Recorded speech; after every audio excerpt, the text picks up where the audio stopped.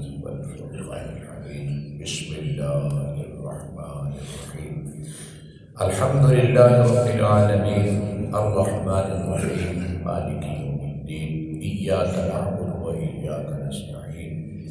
اهدنا الصراط المستقيم صراط الذين أنعمت عليهم غير المغضوب عليهم ولا الضالين. آمين. إن الله وملائكته يصلون على النبي يا أيها الذين آمنوا صلوا عليه وسلموا تسليما. الصلاة والسلام عليك يا سيدي يا رسول الله وعلى آلك وصحبك يا سيدي يا حبيب الله. الصلاة والسلام عليك يا سيدي يا شفيع المذنبين وعلى آلك وصحبك يا سيدي يا رحمة للعالمين. الحمد لله الحمد لله الحمد لله. تمام تعریف رب العالمین کے لیے، تمام درود و سلام رحمت للعالمین کے لیے، آپ کی آل پر، آپ کے اصحاب پر اور آپ کی ازواج مطہرات پر کروڑوں درود و سلام. صالحین پر اللہ کی برکتیں اور اس کی رحمتیں. اللہ پاک اپنے فضل سے، اپنی رحمت سے ہمارے حال پہ رحم کرم. اللہ رب العزت کے فضل سے، اس کی رحمت سے، سرکار دو عالم کی نظر کرم سے اور آپ کی دعاؤں سے قرآن مجید فرقان حمید کی سورہ فاتحہ کی ابتدائی آیتوں کے حوالے سے درس قرآن پاک سنانے کی سعادت نصیب ہو رہی ہے. اللہ پاک اپنی خاص عنایات عطا فرمائے.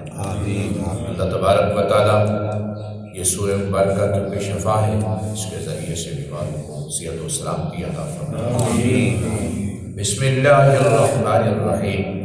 اللہ کے نام سے شروع کرتا ہوں جو نہایت ہی مہربان، ہمیشہ رحم فرمانے والا ہے. الحمدللہ رب العالمین. تمام تعریفیں اللہ رب العزت کے لیے جو تمام جہانوں کا پالنے والا ہے. الرحمن الرحیم جو نہایت ہی مہربان، ہمیشہ رحم فرمانے والا ہے. مالک یوم الدین جو روز جزا کا مالک ہے.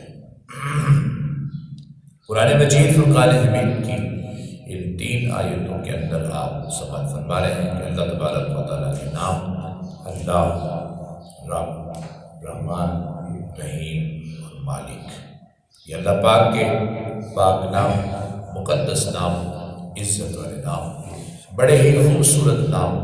یہ 5 ناموں کے آپ تلاوت سن رہے تھے. اللہ پاک قبول فرمائے. ان ناموں کے برکات و انوار نصیب فرمائے. مالک یوم الدین روز جزا کا مالک، روز جزا کا بادشاہ، روز جزا کا احکم الحاکمین. اس دن قیامت کے روز کسی کی کوئی حکومت نہیں ہوگی. شہنشاہ بھی بھکاریوں کی طرح کھڑے ہوں گے. بادشاہ شہنشاہ بھی بھکاریوں کی طرح کھڑے ہوں گے. اگر کسی کی عزت ہوگی تو وہ لوگ ہوں گے جو اپنے رب سے ڈرنے والے ہیں، جو اپنے رب کی بات مانتے ہیں، فرمانبرداری کرتے ہیں، اللہ اس کے رسول کی اطاعت کرنے والے خوش ہوں گے. یوم حضور دن کو کہتے ہیں لغت کے اعتبار سے. یوم کیونکہ عربی کا لفظ ہے، سورج غروب ہونے، طلوع ہونے سے لے کر غروب ہونے تک اس کو یوم کہا جاتا ہے، ایک دن کہا جاتا ہے. بعض نے اس کی زیادہ بھی وضاحت کی ہے. بہرحال سب کو معلوم ہے کہ دن کو یوم کہا جاتا ہے.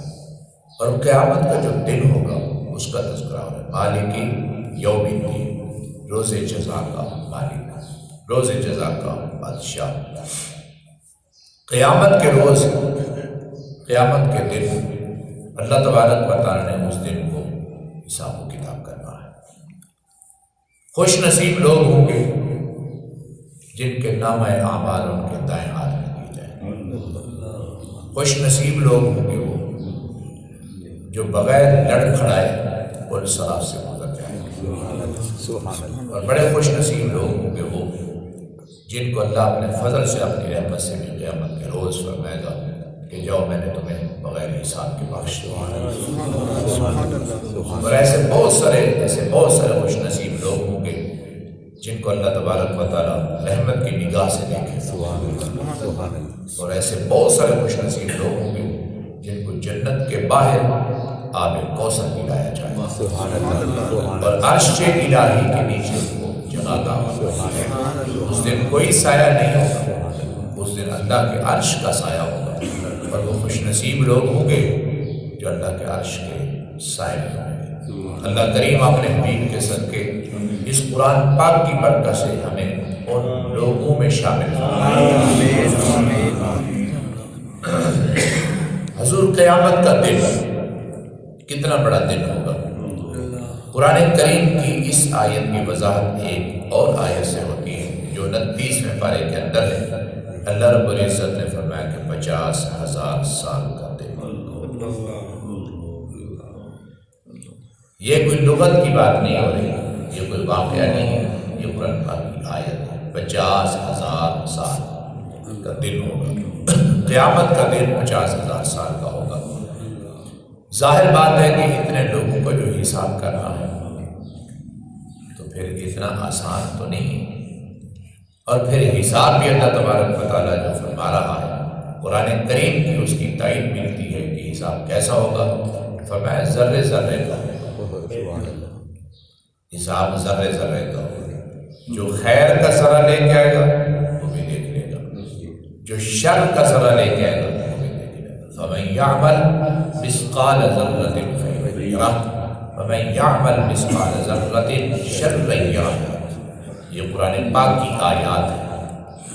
میں نے پہلے عرض کر دیا کہ خوش نصیب لوگ ہوں گے ان کی بخشش ہوگی مگر حساب بھی ہوگا۔ یہ بندہ نہ سوچے کہ بھائی بس یہ بخش دے گا جی بخش دے گا، کوئی شک نہیں ہے۔ اب آپ سنیں، ان آیتوں میں غور کریں۔ اللہ تبارک و تعالیٰ نے بہت زبردست طریقے سے اپنے ناموں کی ترتیب دے کے ارشاد فرمایا۔ ارشاد فرمایا کہ وہ اللہ۔ اب اللہ تبارک و تعالیٰ نے اپنا نام، اپنی تعریف خود فرمائی، پھر اس کے بعد فرمایا کہ اللہ کون ہے۔ فرمایا کہ جو آہستہ آہستہ تربیت کرتے کرتے منزل مقصود تک پہنچا دیتا ہے، جو پروان چڑھاتا ہے۔ اور پھر ارشاد فرمایا کہ جس ذات نے تمہیں پالا ہے، جس ذات نے تمہاری تربیت کی ہے، وہ رحمان بھی ہے، رحیم بھی ہے۔ اللہ تبارک و تعالیٰ کی اس شان کو سن کر کہیں غافل نہ ہو جانا، کہیں پیچھے نہ ہٹ جانا، دھوکے میں نہ چلے جانا کہ وہ رحمان اور رحیم ہے۔ فرمایا کہ وہ مالک بھی ہے، وہ مالک بھی ہے، اور مالک کو حق ہوتا ہے پوچھنے کا، مالک کو اختیار ہوتا ہے پوچھنے کا۔ مالک بے بس نہیں ہوتا، بے بس کو تو مالک ہی نہیں کہا جاتا۔ وہ مالک ہے اور وہ پوچھنے کا حق رکھتا ہے۔ حضور ماں کتنا پیار کرتی ہے، کمال ہے، ایمانداری کی بات۔ ماں بچے سے کتنا پیار کرتی ہے، کمال ہے۔ باپ بھی بہت پیار کرتا ہے لیکن ماں جتنا کوئی پیار نہیں کر سکتا۔ ماں کی محبت، ماں کا پیار اور ماں کی وفا جو اولاد کے ساتھ ہوتی ہے وہ کمال ہے، لیکن اس کے باوجود ماں پوچھتی نہیں۔ تم سودا لینے کے لیے کہتے تھے، دیکھ تو لگا کے آئے یار، ماں جو اتنا پیار کرتی ہے وہ کیوں پوچھ رہی ہے؟ یہ آپ نے اعتراض کیا کبھی؟ ہم نے کبھی اعتراض کیا؟ سکول سے لیٹ ہو گئے تو پھر پوچھا، مدرسے سے لیٹ ہو گئے تو پھر پوچھا، یہاں تک کہ اگر کامیاب نہیں ہوئے تعلیم میں پھر پوچھا ہے ماں۔ بعض اوقات ماں تھپڑ بھی مار دیتی ہے، ڈانٹتی بھی ہے، بازو سے پکڑ لیتی ہے، گھسیٹتی بھی ہے، گربان بھی پکڑ لیتی ہے، سب کچھ ہوتا ہے۔ جب ایک ماں کو اتنا حق حاصل ہے، یعنی کوئی یہ نہیں کہہ سکتا کہ ظلم کر رہی ہے، کہہ سکتا ہے کوئی بچہ بھی کوئی نہیں کہتا، اور ان سے بہن بھائی کھڑے وہ نہیں کہتے امی ظلم نہ کریں۔ وہ ظلم نہیں ہے، وہ سمجھا رہی ہے، اس کو ڈانٹ رہی ہے، اس کی اصلاح کر رہی ہے۔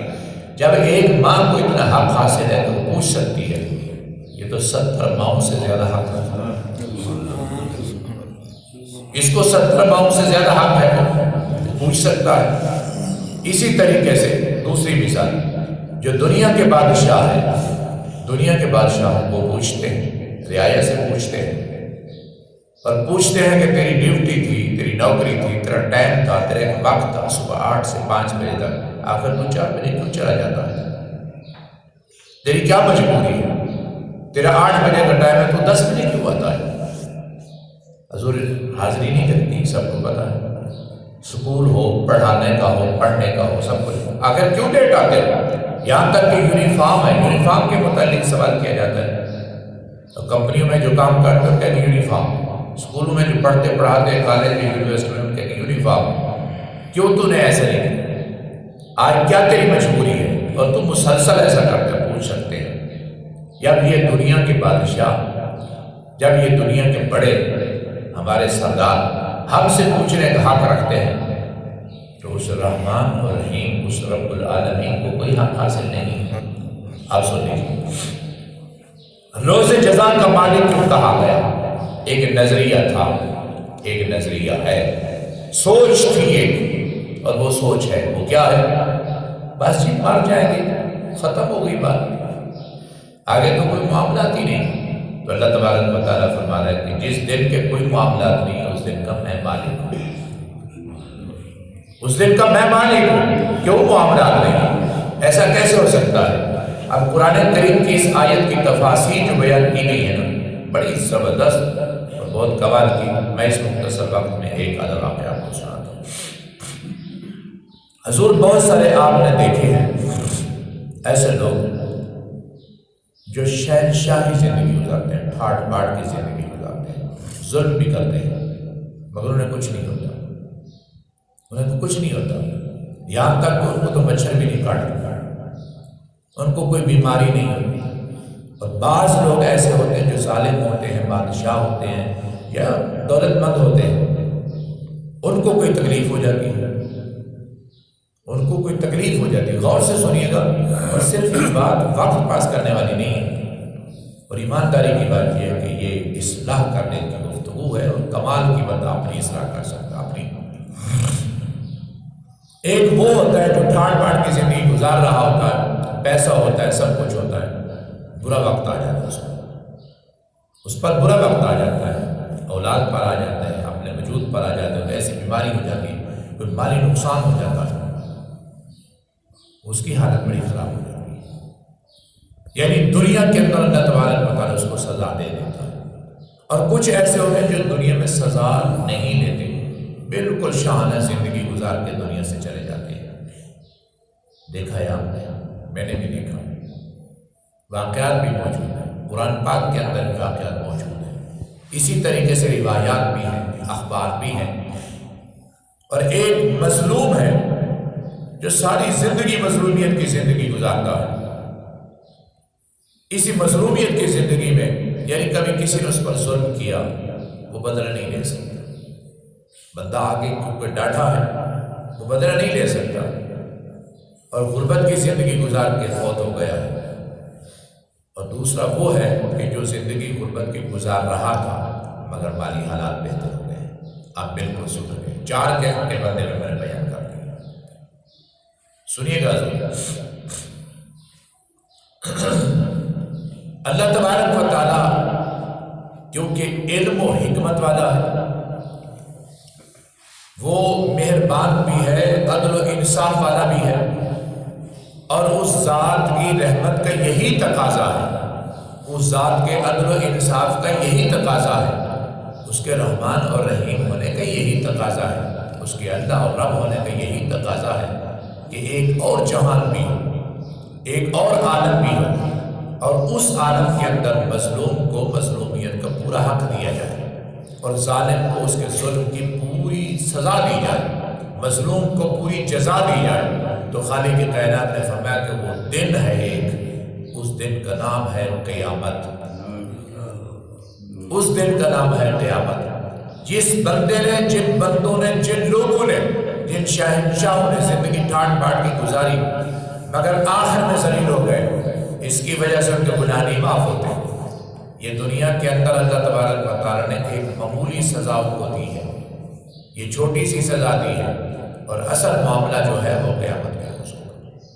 میں نے ایک مرتبہ پہلے بھی عرض کیا تھا قرآن پاک کی آیت کے حوالے سے، اللہ تبارک و تعالیٰ پردے رکھتا ہے بندوں کے، دعا مانگنی چاہیے، معافی مانگنی چاہیے، سنیں تو دعا مانگنی چاہیے، معافی مانگنی چاہیے، یا اللہ ہمارے پردے رکھ، لیکن قیامت کا روز اللہ کسی کا پردہ نہیں رکھے گا، یہ کہہ گئے کہ اللہ تبارک و تعالیٰ قیامت اللہ دن بھی ہمارا پردہ رکھے گا، قیامت کے روز اللہ پردہ نہیں رکھے گا۔ اگر اللہ تبارک و تعالیٰ قیامت کے دن بھی پردہ رکھے گا تو پھر حساب نہیں ہو سکے گا۔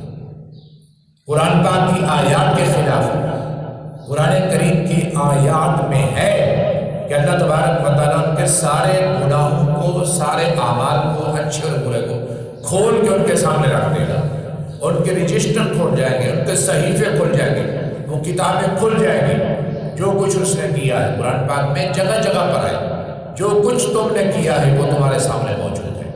اگر وہ اپنے اعمال، اپنے کرتوتوں سے انکار کرے گا تو اس کا وجود خود اس کے خلاف گواہی دے گا۔ اس کے کان، اس کی زبان، اس کی آنکھیں، اس کی زبان اور اس کے ہاتھ، اس کے پاؤں قرآن پاک میں ہے، قرآن پاک کی آیت قرآن پاک میں ہے تو اس کی کھال، جسم کی کھال بھی اس کے خلاف گواہی دے گی۔ اور اللہ پاک نے فرمایا کہ ایک دن ایسا ہونا چاہیے سب کو کھڑا کیا جائے، مظلوم بھی سامنے موجود ہو۔ آج دیکھیں دنیا کی عدالت لگی ہوئی ہے، پولیس والوں نے اٹھا لیا ہے، پولیس والے لے گئے، پولیس والے ہم سے تو یہ کہہ رہے ہیں کہ ہم نے اس کو پوری پوری سزا دی ہے۔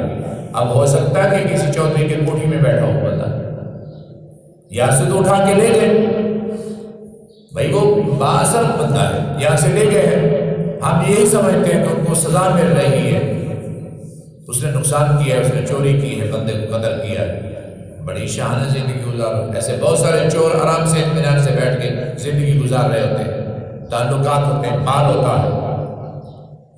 یہ کسی پہ طنز کرنے والی بات نہیں ہے، یہ قرآن کریم کی آیت کی تفسیر ہے۔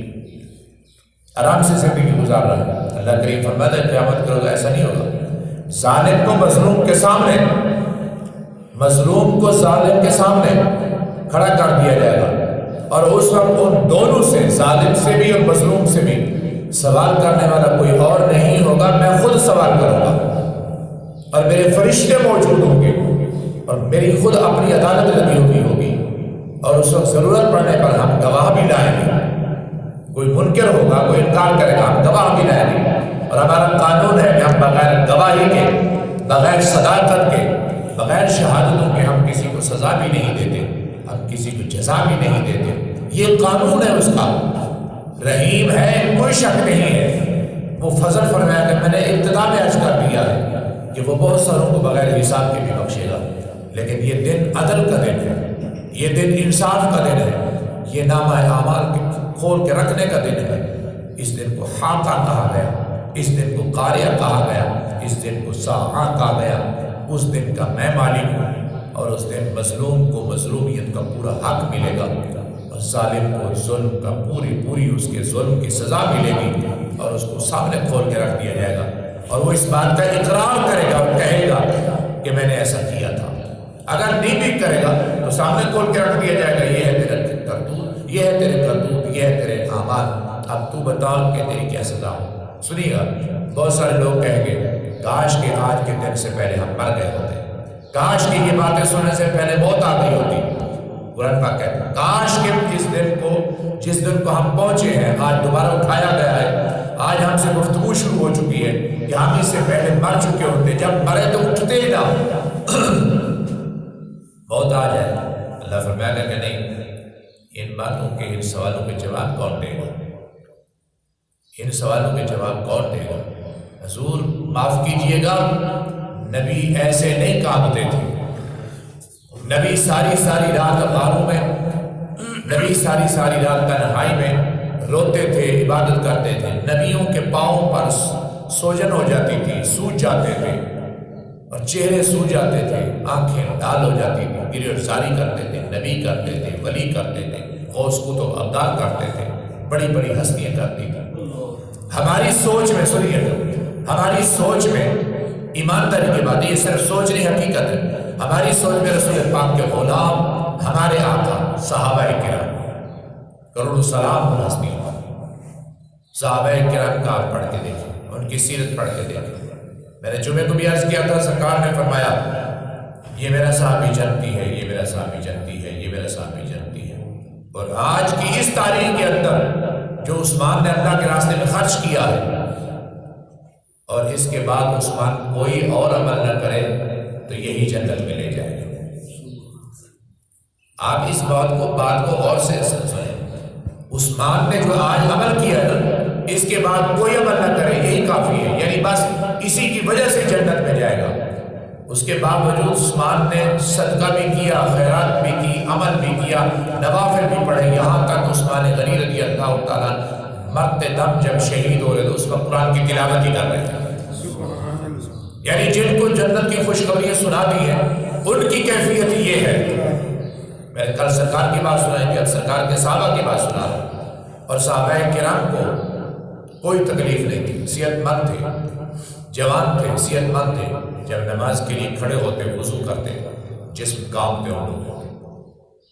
اولیاء کے بارے میں جسم ان کے کانپتے، روتے، گریہ جاری کرتے، اور سنیے کیفیت کا عالم یہ ہوتا کہ جب نماز کے لیے کھڑے ہوتے تو ان کے گھر کی چھت گر جاتی، دروازہ گر جاتا، سانپ گر جاتا، کوئی آگ لگ جاتی، کوئی باہر کھڑاک ہوتا، ان کو پتہ ہی نہیں چلتا تھا۔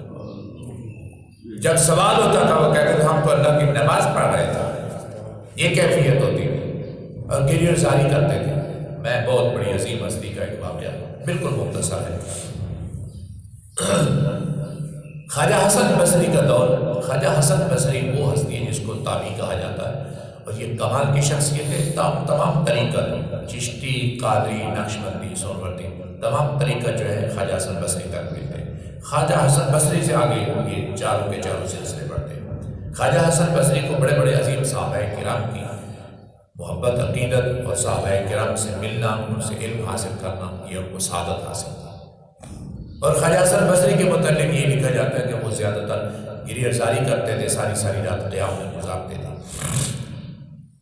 اہل علم بھی تھے، صوفی بھی تھے، باعمل بھی تھے۔ وہ بیان کرتے ہیں، رات تھی، میں حرم شریف میں تھا، تو میں نے ایک شخص کو دیکھا جس نے کالا کمبل لپیٹا ہوا تھا، کالے کمبل میں تھا، اور وہ آئے بیت اللہ شریف کے خلاف کے ساتھ لگ کے روتا رہا، گریہ زاری کرتا رہا۔ میں اپنی نماز نوافل سب کچھ چھوڑ کے بیٹھ گیا اس کی گریہ زاری سن کے۔ میں حیران تھا کہ یہ کون بندہ ہے جو غلاف کعبہ کو پکڑ کے رات کے 2 بجے، رات کے 3 بجے رو رہا ہے، گریہ زاری کر رہا ہے۔ میں سوچتا رہا، یہاں تک کہ میں نے اس کے لیے دعا بھی کی، یا اللہ اس بندے سے کوئی ایسی خطا ہوئی ہے جو اتنے دیر سے تیرے کعبے کے غلاف کو پکڑ کے رو رہا ہے، تو اس کو معاف کر دے۔ کہنے لگے جب اذان ہونے لگی صبح کی، جب اذان ہونے لگی حرم شریف کے اندر، اس بندے نے اللہ کے گھر کے غلاف کو چھوڑا، پیچھے ہٹا، جانے لگا۔ تو میرے دل میں خیال آیا کہ میں نے پتہ تو کروں یہ بندہ ہے کون، دیکھوں تو صحیح، اور اس کو کہوں بھی صحیح کہ تسلی دوں کہ میں نے تیرے لیے دعا کی ہے۔ تو کہنے لگے میں قریب پہنچا، میں اور قریب ہوا تو میں نے ان کو کہا، میں نے کہا کہ اللہ پاک معاف فرمانے والا ہے، جیسے حوصلہ دیا جاتا ہے تو اللہ تعالیٰ معاف فرمانے والا ہے، اللہ تعالیٰ معاف فرمائے آپ کو اور مجھے۔ میں نے بھی آپ کے لیے دعا کی ہے، لیکن آپ میرا تعارف تو کروائیں، آپ ہیں کون؟ انہوں نے میری طرف پلٹ کے دیکھا اور کمبل چہرے سے ہٹایا، وہ امام حسن تھے۔ آپ بتائیے، وہ امام حسن پاک تھے۔ کہنے لگے میں ان کے قدموں میں گر گیا، خواجہ حسن بصری کہتے ہیں میں ان کے قدموں میں گر گیا۔ میں نے کہا کہ آل رسول کے فرد کا یہ عالم ہے تو پھر ہمارا کیا حال ہوگا؟ وہ کہنے لگے کہ میں نے عرض کی کہ حضرت میں مجھے معاف کر دینا، مجھ سے غلطی ہوئی، میں نے آپ کے لیے دعا کی ہے۔ آپ لوگ تو وہ ہیں کہ ابھی آپ نماز نہیں پڑھتے تھے، اللہ کے رسول نے فرمایا کہ یہ جنتی نہیں، جنت کے سردار ہیں۔ بھائی یہ جنت کے سرداروں کی بات ہو رہی ہے، میں یوں کہوں کہ جنت کے مالکوں کی بات ہو رہی ہے۔ ہم تو ویسے ہی چوڑے ہوئے پھرتے ہیں، داڑھی رکھ کر، نماز پڑھ کر، قرآن پڑھ کر ہم یہ سمجھتے ہیں کہ بس ہم نے سب کچھ کر لیا ہے۔ حضور نہیں، حضرت موسیٰ علیہ السلام کو بھی حکم تھا کہ موسیٰ مجھ سے ڈرتے رہو، میری بارگاہ سے ڈرتے رہو، عدل کرتے رہو، انصاف کرتے رہو، عبادت کرتے رہو۔ موسیٰ علیہ السلام نے عرض کی کہ مالک کب تک؟ فرمایا کہ جب تک جنت میں داخل نہیں ہو جاتا اس وقت تک میری بارگاہ سے ڈرتے رہو۔ اس لیے خالق کائنات نے فرمایا ایک بار نہیں، دو بار نہیں، 1000 بار اس بات کو سوچ، 1000 بار اس بات کو سوچ، اس دن کوئی اور مالک نہیں، مالک میں ہوں گا، مالک یوم الدین۔ اس دن صرف میں بادشاہ نہیں، وہ ساری کی ساری سلطنت، ساری کا سارا نظام میرے دست قدرت میں ہوگا، میرے ہاتھ کے اندر ہوگا۔ اس دن کا میں مالک ہوں جس دن کسی کی بادشاہی نہیں ہوگی۔ تو ایسا ایک نظام چاہیے، ایسے قانون چاہیے۔ اللہ تبارک و تعالیٰ فرما رہا ہے کہ جو بندو تم اپنی ذات سے انصاف کرو، خود اپنی ذات سے انصاف کرو، سب کے لیے کرتے ہو، سنو، سب کے لیے کرتے ہو، اولاد کے لیے کرتے ہو، کاروبار کے لیے سب کچھ کرتے ہو، لیکن کم سے کم اتنا سوچو تم اپنے لیے کیا کر رہے ہو، اپنے لیے بھی تو کچھ کرو نا۔ حضور ہم اولاد کے لیے نہیں کرتے، ہم سب کچھ کرتے ہیں اولاد کے لیے، لیکن کبھی ہم نے اس بات پر غور کیا کہ ہم اپنے لیے کیا کر رہے ہیں؟ کہیں ایسا تو نہیں کہ ہم اولاد کی خاطر اپنے آخرت برباد کر رہے ہو؟ ایسا تو نہیں ہو رہا کہ تنہائی میں نہیں بیٹھ کے نہیں، ٹھاٹ باٹ ہو، سارا سلسلہ ٹھیک ہو، رزق کے حلال سے بھی ٹھاٹ باٹ ہوتی ہے، واضح میں رکھیں۔ یہ غلط فہمی ہے کہ اتنا پیسہ میں بھائی حلال کا نہیں ہو سکتا، نہیں، حلال کا ہو سکتا۔ اللہ تعالیٰ ایسی ذات ہے کہ وہ برکتیں ڈالنا چاہے تو اس نے مسلمانوں کو بھی، ایمان والوں کو بھی شہنشاہ بنایا ہے، قرآن کی تاریخ میں موجود ہے۔ یعنی بندہ کہے یار غلط ذریعے سے بندہ بادشاہ بنتا ہے، غلط ذریعے سے وزیر اعلیٰ یا وزیر اعظم بنتا ہے، نہیں، نیک لوگ بھی وزیر اعلیٰ رہے، وزیر اعظم رہے ہیں، اور ان نیک لوگوں میں، کمال کے لوگوں میں سکندر ذوالقرنین کا واقعہ پڑھتے ہیں، ان نیک لوگوں میں، ان نیک صالح لوگوں میں سیدنا یوسف علیہ السلام کا واقعہ پڑھتے ہیں، ان نیک بادشاہ ہستیوں میں جناب سیدنا سلیمان علیہ السلام کا، داؤد علیہ السلام کا پڑھ لیں کہ وہ بادشاہ بھی تھے، شہنشاہ بھی تھے، لیکن ان کا نظام جو تھا وہ یہ تھا، بندوں کی خدمت کرتے تھے، بندوں کی خدمت کرتے تھے، لیکن بندوں کی خدمت کے ساتھ ساتھ وہ اپنا دامن بچا کے چلتے تھے، رات کو گریہ زاری بھی کرتے تھے، اور رات کو تنہائی میں یہ بھی کہا کرتے تھے مالک پہلے تو ذمہ داری صرف یہی تھی کہ میں تیرے حقوق کا خیال کرتا تھا، اب تیرے بندوں کے بھی حقوق ہے، یہ بہت بڑی ذمہ داری پوری کرنے کی توفیق عطا فرما۔ میں نے جو عرض کیا کہ یہ نہیں ہے کہ بھئی یہ غریب ہے تو وہ کہتا ہے کہ بس یہی رزق حلال ہے، نہیں، غریب کے رزق حلال میں برکتیں بھی ہو سکتی ہیں، بہت زیادہ رزق بھی ہو سکتا ہے۔ بہرحال بہترین تاجر تجارت کرنے والا، بہترین تاجر وہ ہے جو ایسی تجارت کرے جس میں کبھی بھی نقصان نہ ہو، جس میں کبھی بھی نقصان نہ ہو۔ میری مراد، میرا مقصد کیا ہے؟ وہ یہ ہے کہ تم ایسی تجارت کرو اللہ کی بارگاہ میں کہ اللہ تبارک و تعالیٰ وہ سودا خود تم سے خرید لے، اور اعلان فرمائے ان اللہ اشترى من المؤمنین انفسهم واموالهم بان لهم الجنہ، بے شک ہم نے ایمان والوں سے سودا کر لیا ہے، تجارت کر لی ہے، وہ کیا ہے؟